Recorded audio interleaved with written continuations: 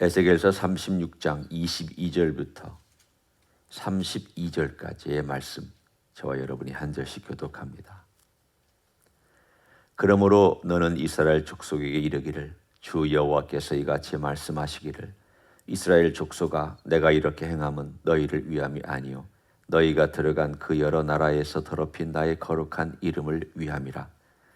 여러 나라 가운데에서 더럽혀진 이름, 곧 너희가 그들 가운데에서 더럽힌 나의 큰 이름을 내가 거룩하게 할지라. 내가 그들의 눈앞에서 너희로 말미암아 나의 거룩함을 나타내리니 내가 여호와인 줄을 여러 나라 사람이 알리라. 주 여호와의 말씀이니라. 내가 너희를 여러 나라 가운데에서 인도하여 내고 여러 민족 가운데에서 모아 데리고 고국 땅에 들어가서 맑은 물을 너희에게 뿌려서 너희로 정결하게 하되, 곧 너희 모든 더러운 것에서와 모든 우상 숭배에서 너희를 정결하게 할 것이며, 또 새 영을 너희 속에 두고 새 마음을 너희에게 주되 너희 육신에서 굳은 마음을 제거하고 부드러운 마음을 줄 것이며, 또 내 영을 너희 속에 두어 너희로 내 율례를 행하게 하리니 너희가 내 규례를 지켜 행할지라. 내가 너희 조상들에게 준 땅에서 너희가 거주하면서 내 백성이 되고 나는 너희 하나님이 되리라. 내가 너희를 모든 더러운 데에서 구원하고 곡식이 풍성하게 하여 기근이 너희에게 닥치지 아니하게 할 것이며, 또 나무의 열매와 밭의 소산을 풍성하게 하여 너희가 다시는 기근의 욕을 여러 나라에게 당하지 아니하게 하리니, 그때 너희가 너희 악한 길과 너희 좋지 못한 행위를 기억하고 너희 모든 죄악과 가증한 일로 말미암아 스스로 밉게 보리라. 주 여호와의 말씀이니라. 내가 이렇게 행함은 너희를 위함이 아닌 줄을 너희가 알리라. 이스라엘 족속아, 너희 행위로 말미암아 부끄러워하고 한탄할지어다. 아멘. 36장에는 하나님의 회복에 대한 놀라운 메시지가 나옵니다. 하나님께서 이스라엘 백성도 징계하시고 또 이방 나라도 하나님께서 징계하시고 하는 이야기가 번갈아 가면서 나왔습니다. 그런데 오늘 이 36장에는 앞으로 37장, 38장, 39장을 다 통틀어서 종말에 일어날 일입니다. 그러니까 마지막 날 하나님께서 어떤 일을 일으키실 건가? 그런데 에스겔이 그날을 바라봤을 때에는 이렇게 시간이 많이 갈 줄을 전혀 몰랐습니다. 꿈이라도 생각했겠습니까? 2600년이라는 시간이 흐른 다음에서야 이 일이 지금도 언제 일어날지를 모르니까 사실은 2600년이라고 딱 못 박을 수도 없습니다. 하지만 이 약속이 주어졌을 때에는 이것이 이루어진다라고 하는 분명한 하나님의 맹세로 주어졌기 때문에 반드시 일어날 것입니다. 먼저 이 에스겔서 36장은 이스라엘 민족에게 주신 약속입니다. 그러니까 우리에게도 적용되는 부분이 있지만 먼저 적용되는 대상이 있습니다. 그 먼저 적용되는 대상은 누구냐? 이스라엘 백성입니다. 옛날에는 이 에스겔 36장 같은 것을 읽을 때 그렇게 생각을 했습니다. 아, 이스라엘 백성은 이제 다 흩어지고 없으니까. 이거는 그냥 교회에 주신 말씀이야. 아예 단적으로 교회에 주신 말씀이야.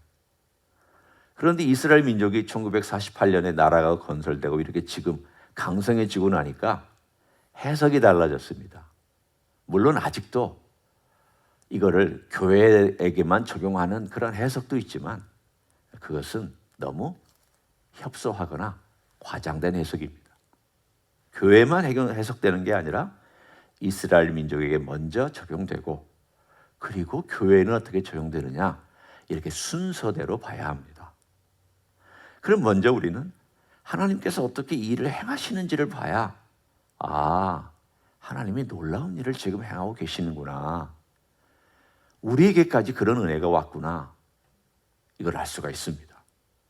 그게 뭘까? 징계 후에, 오랜 징계와 오랜 훈련 후에 하나님께서 이스라엘 백성을 어떻게 회복시킬 건가? 36장의 주제는 회복입니다. 그것도 하나님께서 회복시키겠다는 전적인 하나님의 은혜의 선물과 약속에 대한 이야기입니다. 내가 이렇게 할 것이다. 이 일이 일어날 것이다. 그리고 이런 미래가 올 것이다. 우리가 읽지 아니한 앞부분의 전부가 다 땅에 대한 이야기입니다. 생각해 보십시오. 땅은 우리하고 상관이 없잖아요. 여러분과 제가 이스라엘 사람이 아니니까 이스라엘 땅에 가서 지금 싸우지도 않고 갈 필요도 없고 그렇게 가야 되는 어떤 당위성도 없습니다. 그렇지만 이스라엘 사람들은 전쟁이 나니까 돌아가잖아요. 전쟁을 남자들은 돌아가잖아요. 대단한 일이죠. 왜 그러냐? 그 땅이 자기 땅이라고 알고 있기 때문에 돌아가잖아요. 우리가 목숨 걸고 싸워야 된다고 생각하고 있기 때문에 돌아가잖아요. 우리는요. 굳이 갈 필요 없잖아요. 그 땅에 대한 이야기가 앞부분에 계속 나옵니다. 땅이 너희를 토해냈다. 땅이 너희를 뱉어냈다. 그런데 다시 너희 위에 박 가는 소리가 들릴 것이다. 너희 위에 사람이 걸어다니는 소리가 들릴 것이다. 지금 하나님께서 땅의 입장에서 얘기해 주고 있는 내용입니다. 땅이 마치 사람이라면 내 위에 사람이 다니네, 마차가 다니네, 뭐가 다니네 이렇게 느끼는 것처럼 앞으로 너희 땅이 그렇게 사람이 많아져서 그 땅이 다시 경작하고 소출을 내고 풍성해지고 번성하고 많은 사람들이 그 땅에 사는 그날이 온다. 그리고는 우리가 읽은 오늘 이 본문의 이야기가 나옵니다. 그렇지만 너희들 생각해라. 너희들이 그 땅에 돌아와서 번성하게 될 때 우리가 하나님께 뭔가 잘해서 그런가 보다. 우리가 열심히 살아서 그런가 보다. 혹은 우리가 회개를 잘해서 그런가 보다. 그렇게 생각하지 말라는 거예요. 구원은 회개 때문에 오는 게 아니에요. 구원은 하나님의 은혜 때문에 오는 거고 그 은혜를 받아들이는 사람이 회개한 것이 거기에 붙기 때문에 그게 오는 거지 회개가 먼저가 절대 될 수가 없습니다. 회개하니까 은혜가 왔다가 아니라 은혜가 왔는데 회개하니까 이 일이 이루어진 거지요. 뭐가 먼저인지를 우리는 늘 생각해야 됩니다. 하나님께 말씀하신 내용이 그겁니다. 내가 너희 때문에 하는 줄 아느냐? 내 이름 때문에 한다. 이 이야기는 하나님이 우리를 사랑하시지 않는다. 그 메시지가 아닙니다. 나는 너 사랑하지도 않아. 그리고 너는 내가 좋아하지도 않아. 그러나 내 이름 때문에 해. 그런 메시지가 아니에요. 오해하지 마세요. 여기서의 메시지는 뭐냐? 내 첫 번째 동기는 너희들이 잘해서 한 게 아니다. 우리가 누군가를 사랑할 때 꼭 잘해서 사랑하지만은 않잖아요. 여러분이 자식을 사랑할 때 자식이 잘하니까, 자식이 정말 내게 돈 주니까, 자식이 나에게 효도하니까 그 이유 때문에 사랑하시는 거 아니잖아요. 자식이니까 못되게 해도, 때로 속상하게 만들어도, 섭섭하게 해도 사랑하시잖아요. 그러나 여러분이 그 사랑하는 내 마음을 얘기할 때 네가 잘해서 사랑하는 것만은 아니야. 내 자식이니까 내가 사랑하는 거지. 그리고 내가 너를 향한 내 마음이 있기 때문에 사랑하는 거지. 이렇게 표현할 거 아니에요? 하나님 아버지도 그렇게 표현하고 있습니다. 너희들이 그 땅에 가서 나를 잘 섬긴 것도 아니다. 너희들의 행위를 보면은 은혜 받을 만한 행위는 아니다. 이걸 우리가 늘 인식하고 살 필요가 있습니다. 내 행위가 은혜 받을 만한 행위냐? 아닙니다. 내가 살아가는 이 땅에서 삶이 그렇게 주님의 은혜를 받을 만큼, 요청할 만큼 행위를 하고 있느냐? 절대 아닙니다. 은혜는 요청해서도 안 되고 내 행위를 따라서 달라고 해도 안 됩니다. 은혜는 뭐냐? 하나님께서 스스로 주시는 것이고, 은혜는 하나님 편에서 베풀어 주시는 것입니다. 그 얘기를 하고 있는 것입니다. 내가 내 이름의 명예, 내가 너희들에게 주기로 약속한 것, 그리고 내가 너희들을 사랑하겠다고, 내가 너희들과의 관계를 영원히 끊지 않겠다고 한 그 약속과 나의 신실함과 나의 사랑의 이 모든 게 근거해서 내가 너희들에게 베푸는 것이다. 그래야 은혜가 은혜답지 않아요? 그렇지 아니하면 사람들은 자랑합니다. 와, 내가 잘했더니 복 받았다고. 내가 기도했더니 하나님께 나를 이렇게 축복해 줬다고. 참 우리는 어떻게 생각하면, 잘못하면 우리가 한 어떤 종교적인 행위 때문에 복 받은 것으로 말하기가 참 쉽습니다. 하나님은 그 이야기를 배제시키고, 내가 너희를 위하여 행한 이것 때문에 너희가 복 받게 된 것이다. 이게 지금 어디서부터 나오냐면 22절부터 쭉 해서 30절까지의 이야기입니다. 22절부터 30절까지의 모든 이야기가 내가 너희들에게 이렇게 해주겠다. 새 마음 주겠다. 새 마음을 얻고 나면은 하나님 말씀을 배워야 되겠다는 마음이 생기니까 눈이 열리죠. 눈이 열리니까 하나님 말씀을 들어야 되겠다, 행해야 되겠다 생각하게 되고, 그러다 보니까 삶이 하나님과의 관계 속에서 풍족해집니다. 풍족해지면서 오늘 본문에 있는 것처럼 30절에 나무의 열매, 밭의 소산이 풍성해지고 다시는 너희들이 기근의 욕을 당하지 않을 것이다. 이제까지 이런 일이 지난 2600년 동안 이루어진 적이 없습니다. 그러면 이 앞으로 이루어져야죠. 하나님 말씀은 땅에 떨어지지 않으니까 반드시 이루어져야죠. 언젠가 이루어질 것입니다. 그런데 이 이루어지는 이때, 그러면 하나님께서 일방적으로 은혜를 주실 때 그 은혜는 모든 사람들이 다 새 마음을 갖고, 모든 사람들이 다 새 영을 갖고 다 하나님께 돌아오는 거냐? 아닙니다. 31절과 32절에 보면 거기에 아까 제가 얘기한 이야기가 또 나옵니다. 그때에 너희가 너희 악한 일과 너희 좋지 못한 행위를 기억하고 너희 모든 죄악과 가증할 일로 말미암아 스스로 밉게 보리라. 여기서 밉게 본다는 것은 조금 약한 표현입니다. 이 말을 제가 다시 표현하면 스스로 증오한다라는 표현입니다. 증오한다. 여러분이 이 단어를 썼을 때에는 잘 안 쓰잖아요. 그렇죠? 에이 비워. 이거는 그냥 일반적으로 쓰는 표현이지만 증오한다는 말은 정말 상처를 받았을 때나, 정말 고통스러울 때나, 정말 누군가가 자기에게 엄청난 손해를 입혔거나 배반했을 때 이런 표현을 쓸 수도 있습니다.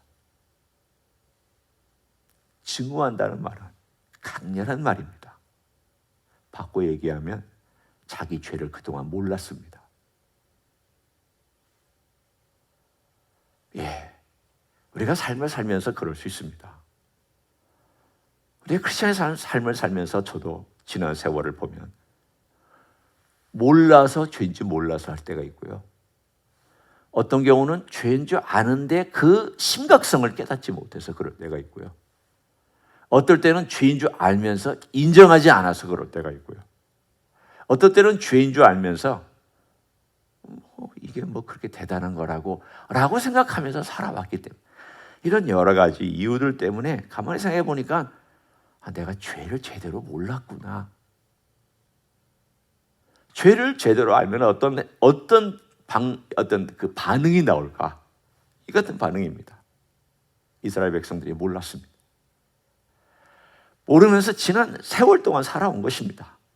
그러다가 하나님께서 은혜를 베풀어 주시니까 그 은혜가 그 사람들에게 이렇게 덮입니다. 제가 지금 여러분에게 설명하기 위해서 하는 표현이에요. 여기 사람들이 그룹이 있는데 하나님께서 어느 시점이 되니까 내가 이들에게 이제는 때가 되니까 이들을 일으켜 줘야 되겠다. 그래서 하나님께서 은혜를 이렇게 덮어주셨더니 그 은혜를 덮어주시는 순간 그 은혜 때문에 갑자기 어느 순간에 자기 죄가 딱 하고 생각이 나는 거예요. 자기의 문제점이 눈에 보이는 거예요. 갑자기 마음속에서 무언가 느껴지기 시작한 거예요. 그래서 그걸 생각하게, 기억하기 시작했습니다. 오늘 본문에 기억한다는 말이 나옵니다. 기억이란 뭐냐? 온몸으로 떠올리는 거예요.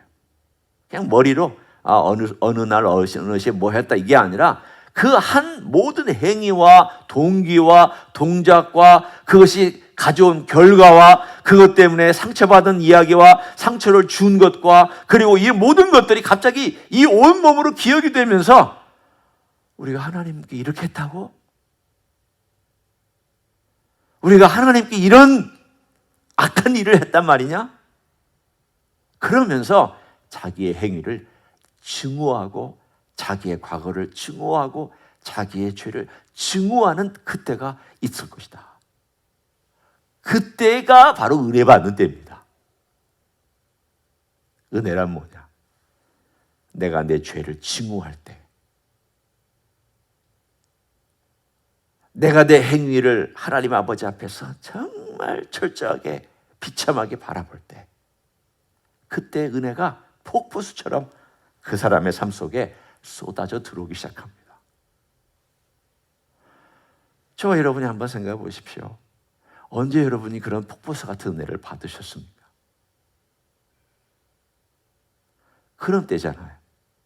고난이나 징계나 환난이나 역경이나 혹은 아팠을 때나 힘들고 어려웠을 때, 기도 응답이 안 돼서 쩔쩔매고 있을 때, 힘든 반대가 있었을 때, 사람들이 자기를 너무 괴롭혔을 때, 어쩔 줄 모를 때, 막 그럴 때 하나님을 찾고 부르짖었습니다. 기도 응답이 잘 안 됐죠. 처음에는 마음이 심란했죠. 그런데 어느 순간 기도하는 가운데 하나님께서 은혜를 부어주시니까 그 은혜 가운데 문제가 해결되기 전에 자기 문제를 본 거예요. 하나님을 만난 거예요. 성령의 역사를 경험한 거예요. 주님을 보게 된 거예요. 기도의 역사가 뭐냐? 바로 그거예요.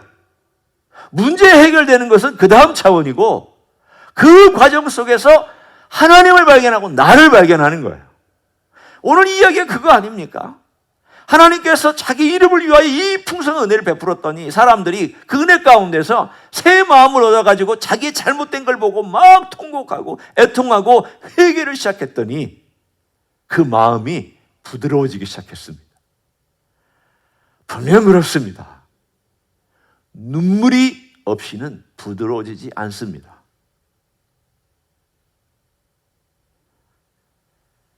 땅도요, 물이 있어야 부드러워집니다. 내 마음도 눈물이 있어야 부드러워집니다. 눈물이 없으면 내 마음 딱딱해집니다. 그리스도인이 되어서 내가 언제 눈물을 흘렸나? 하여튼 뭐 감사의 눈물이든 감격의 눈물이든 회개의 눈물이든 어떤 눈물이든지 간에 눈물을 잃어버린 그리스도인은 딱딱해질 수 있습니다. 오늘 하나님께서 이들에게 눈물을 주셨습니다. 눈물 때문에 그들이 통곡하고 자기를 증오하고 32절에 보면 행위로 말미암아 부끄러워하고 한탄하고 그렇게 눈물을 흘리면서 하나님께 나왔더니 하나님께서 그 마음을 부드럽게 만져주시고, 먼저는 하나님께서 은혜로 덮어주셨지만 이제는 그 속까지 부드러워져서, 내면까지 부드러워져서, 내가 잘해서 한 게 아니라 하나님께서 행하셨다, 하나님께서 이루어 주셨다, 그걸 더 고백하게 됩니다. 하나님이 이런 사람들하고 통화하고 싶고 대화하고 싶고 소통하고 싶지 않겠어요? 여러분 같으면 누구하고 소통하고 싶으시겠어요? 나 잘났어! 이런 사람하고 소통하는 사람 별로 없더라고요. 나는 잘못한 거 하나도 없어! 이런 사람하고 소통하는 사람 별로 없어요. 소통 안 되죠. 자기 잘못 인정하는 사람 소통 안 됩니다. 나 잘났어! 이런 사람하고도 소통 안 됩니다. 나는 완벽해. 이런 사람하고도 소통 안 됩니다. 누구하고 소통이 될까요? 자기 잘못 인정할 줄도 알고 너도 받아들일 줄도 알고 서로 이게 소통 아니에요? 하나님이 우리하고 소통하려면 어떻게 돼요? 이 죄인들이 아유, 내가 죄인인 걸 하나님 알게 됐습니다. 용서해 주십시오. 은혜가 필요합니다. 그러면서 주님에게 주님으로부터 배우고 싶습니다. 주님 말씀 제가 알고 싶습니다. 이래야 소통이 하나님과 소통이 되기 시작하잖아요. 그 일이 앞으로 이스라엘 백성에게 일어날 것이다. 그러면 똑같은 패턴이 우리에게도 일어나야 되잖아요. 우리도 마찬가지예요. 주님하고 어떻게 소통하느냐? 이 과정 똑같이 우리가 있어야 소통하는 놀라운 역사가 있을 줄로 믿습니다. 오늘 하루도 그렇게 살아가시기를 예수님의 이름으로 간절히 축원합니다. 기도하겠습니다. 고맙습니다. 예수님, 우리 모든 인간을 위해서 이 땅에 오셔서 은혜를 베풀어 주셨습니다. 이 큰 은혜 주셨지만 그 은혜 속에서 애통하고 내 죄 때문에 주님이 돌아가셨다고 인정하고 받아들인 사람은 그 마음이 부드러워지는 것을 믿고 감사합니다.